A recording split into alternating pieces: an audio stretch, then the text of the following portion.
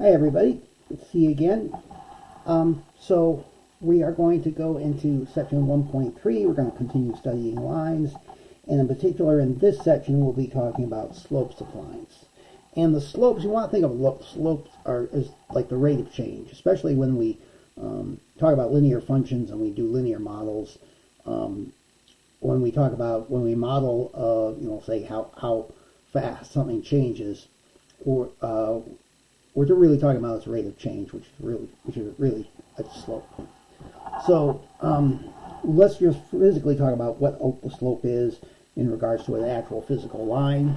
A line passing through two points x1, y1, and x2, y2 has slope equaling m equaling this fraction, where the numerator is y2 minus y1 and the denominator is x2 minus x1. And it doesn't matter which, you can pick any 2 points on the line. This value is going to be the same. In particular, you could also write this as y1 minus y2 and x1 minus x2. It really doesn't matter which point you call the first point and the second. This quotient, this fraction, is always going to be the same. And geometrically, what's going on here is if here's x1, y1, and here's x2, y2,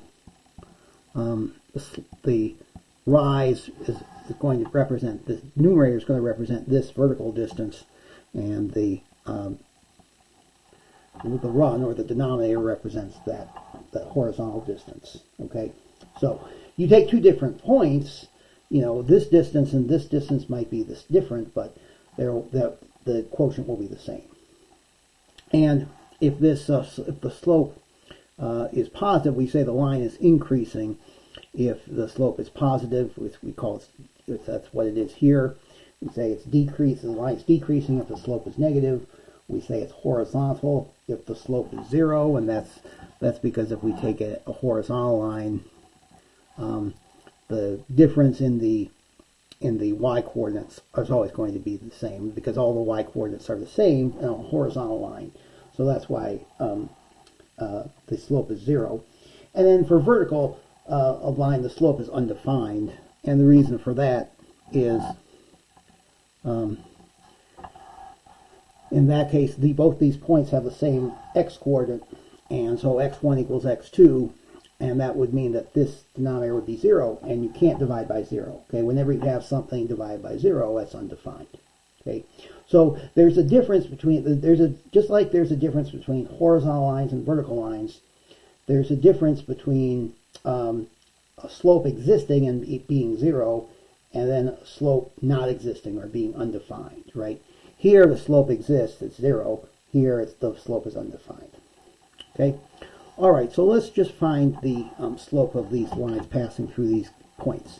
So in this case, basically we can take this to be x1, this is y1, this is x2, we can take this to be y2, and then the slope would be y2 minus y1 divided by x2 minus x1, right? So, let's see. Okay, so 1 minus 3 is negative 2. 4 minus 5 is negative 1. And you can see these cancel out. The minuses cancel out, and we get 2. And we kind of see why this is positive, right? Because, 4, 1, be a point here, and 5, 3, going up 2 units. So we're talking about this line would definitely have a positive slope. All right, let's do the next one. The slope here would be 2 minus 7 divided by 2 minus negative 6. Okay, so 2 minus 7 is going to be negative 5. And 2 minus negative 6, this is going to be the same thing as 2 plus 6. So this is going to be negative 5/8. Okay, so this is a negative slope So this line would be decreasing. We can say that without doing it, without graphing it. What about this one? The next one, the slope would be 22 minus negative 2 divided by negative 1 minus negative 7. Okay. So this would be 22 plus 2. So this would be negative 1 plus 7. So this would be 24 divided by 6, which is 4. Okay. So this is positive, so this would be an increasing line. Okay. Here, let's try this one for part D. 4 minus negative 3, and then 5 minus 5. So this would be 7 over 0, and of course that's undefined. And that, sure enough, this is a vertical line given by x equals 5, so this is actually a vertical line. In this case, it's x equals 5. And then for part E, we'll see the other phenomenon happens. Negative 3 minus negative 3 over 7 minus 2. Okay, this is going to be negative 3 plus 3 over 7 minus 2 is 5, so this is 0 over 5. Okay, now this is 0 divided by any non-zero number is just 0. So this is actually a horizontal line,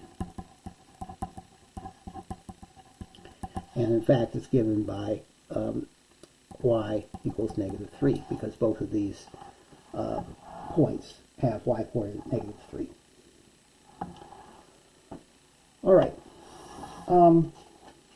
Let's look at, now there are sometimes two lines can be related in the sense that they are either parallel or perpendicular.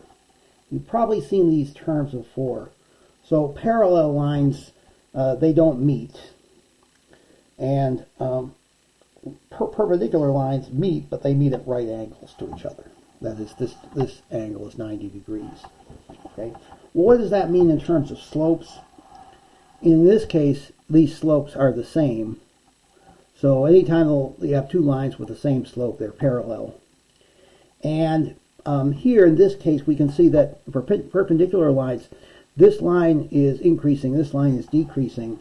So the slopes have to be opposite signs, but they actually have to be a little more. One is the negative reciprocal of the other. Okay, for if you want this angle to be 90 degrees. So if they're negative reciprocal, that means that one slope can be written as negative 1 over the other slope. Okay. By the way, this is the same thing. This is the same thing as saying that M2 is also going to be minus 1 over M1. That's the same thing. All right. So it's actually pretty easy to figure out if they're parallel or perpendicular. Here, in this first case here, we have two lines. The first line has slope 5. The other one has slope 1/5. They're reciprocals of each other, but they're not negative reciprocals, right? So they can't be perpendicular, and obviously 5 is not equal to 1/5, so they're not parallel.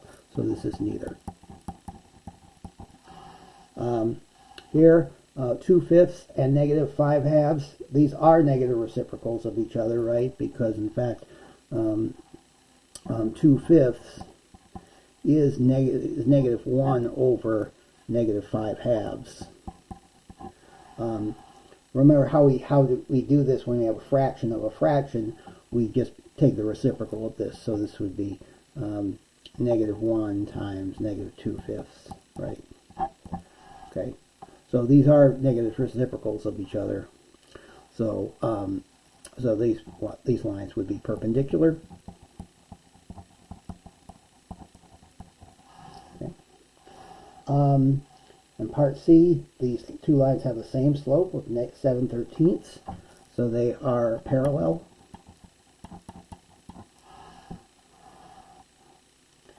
And once again, these lines the negative 1/7 and 7th, they're negative reciprocals of each other, right?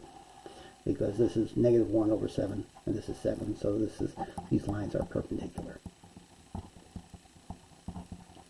So all you have to do is know the slopes to find if the lines are perpendicular or parallel, or neither. And that's all for this video. Take care.